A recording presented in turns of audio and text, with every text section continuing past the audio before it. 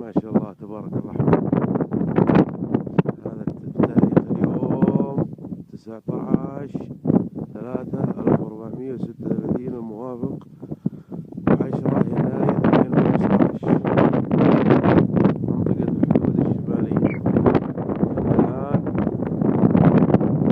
حر وضيق. هذه خيماتنا من امبارح من الحين. ما شاء الله تبارك الله. ولا زال الثلج ينزل.